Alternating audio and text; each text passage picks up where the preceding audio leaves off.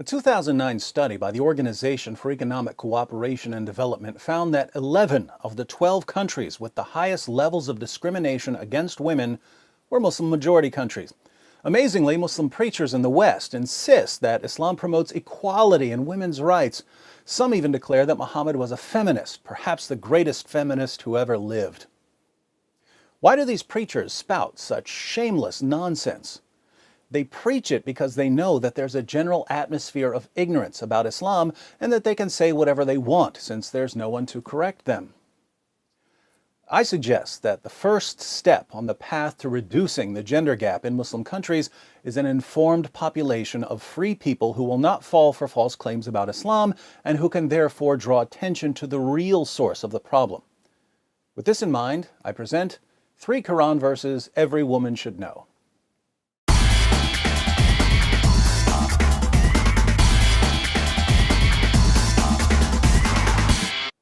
Now, before everyone fills up the comments section with, David, why didn't you bring up Surah 4:3 or Surah 4:24, Surah 65:4, or basically all of Surah 33, let me say that I know there are a lot of relevant verses here, but there's simply too much material to present all at once, so I've selected 3 verses that are especially relevant to the high levels of discrimination against women in Muslim countries. First, Surah 2, verse 282 of the Quran is an outrageously long verse dealing with contracts. But there's an interesting part in the middle that says, "And get 2 witnesses out of your own men, and if there are not 2 men available, then a man and 2 women, such as you agree for witnesses, so that if one of them, one of the 2 women, errs, the other can remind her. If 2 men aren't available as witnesses, then get a man and 2 women." Here we find the Islamic principle that the testimony of a woman is worth half the testimony of a man. Why is this? Muhammad explains in Sahih al-Bukhari 2658. The Prophet said, "Isn't the witness of a woman equal to half of that of a man?" The women said, "Yes." He said, "This is because of the deficiency of a woman's mind." The testimony of women is unreliable because women are, by nature, stupid. These teachings of Allah and Muhammad, combined with other problematic teachings, such as the need for 4 male witnesses if you're accusing someone of sexual sin, have made it enormously difficult for Muslim women to testify against men in court. According to the New York Times, human rights workers have noted that as many as half of the women who report being raped in Pakistan are charged with adultery. Second, in Surah 2, verse 223, Allah says, "Your wives are a tilth for you, so go to your tilth when or how you will." We don't use the word tilth much nowadays. A tilth is a patch of ground that you plow so you can sow your seed. The Quran says that women are a tilth that you approach whenever and however you want. The historical background to this verse, according to Sunan Abu Dawud 2158 and 2159, which you can read by clicking the link in the description box, is that when Muslims moved to Medina, they began marrying women from Medina, and the women of Medina didn't want to have sex in certain positions. One woman told her husband not to come near her if he wanted sex in these positions. Let's read what happened.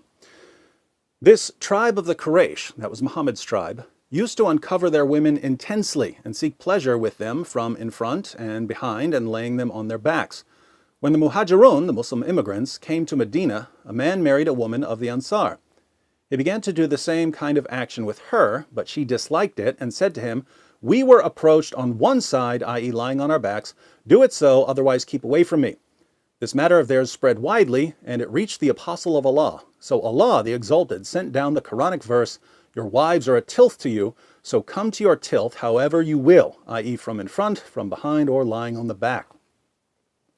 So a woman says, "I refuse to have sex in these positions." Allah's response to her husband is, "She's your tilth, your field for sowing your seed. Plow her however you want." Muhammad obviously took this verse seriously, since he made it clear that when a man wants sex, a woman has to drop whatever she's doing and satisfy him. In Sunan Ibn Majah 1853, Muhammad declares, "No woman can fulfill her duty towards Allah until she fulfills her duty towards her husband. If he asks her for intimacy, even if she is on her camel saddle, she should not refuse." In Jami at-Tirmidhi 1160, Muhammad adds, "When a man calls his wife to fulfill his need, then let her come, even if she is at the oven." Third, Some women aren't as quick to obey their husbands as Allah and Muhammad demand. So what are Muslim men supposed to do about rebellious wives? Allah answers in Surah 4, verse 34. Men are in charge of women because Allah hath made the one of them to excel the other, and because they spend of their property for the support of women. So good women are obedient, guarding in secret that which Allah hath guarded. As for those from whom you fear rebellion, admonish them and banish them to beds apart and scourge them. Then, if they obey you, seek not a way against them. If your wife doesn't obey you, you warn her, banish her to a separate bed, and beat her until she does what you say. Should we be surprised that, according to a study by Human Rights Watch, more than 85% of Afghan women are victims of physical, sexual, or psychological violence or forced marriage, and that more than 60% are victims of multiple forms of violence? According to Allah and Muhammad, women are stupid. They're the property of men and have to submit themselves fully to their husbands' sexual whims. Those who don't are to be beaten into submission. Numerous studies show the real-world impact of these teachings, and yet we're told by politicians, reporters, and Muslim groups that the discrimination against women in Muslim countries has nothing to do with Islam. Unfortunately for Islam's defenders, this discrimination against women was clear during the time of Muhammad.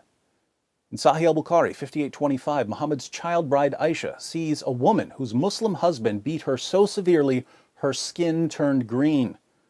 Aisha takes the woman to Muhammad and says, "I have not seen any woman suffering as much as the believing women. Look, her skin is greener than her clothes."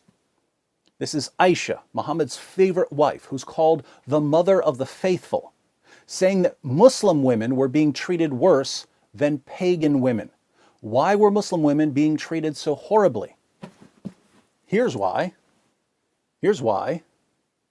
And if you're expecting Muhammad to punish the man who beat his wife until her skin turned green, you haven't been listening. Muhammad rebuked the woman for being a bad wife. So Muslim women were viciously oppressed in the earliest Muslim community, and here we are 14 centuries later, and the situation hasn't changed. Why hasn't it changed?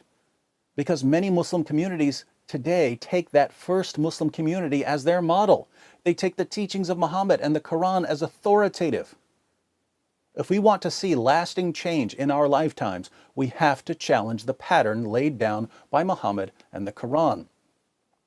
So learn these 3 verses, share them with your friends, share the video. You can get all of the verses and all of the sources I quoted by clicking the link below. And if you haven't subscribed yet, you have 5 seconds to click this subscribe button.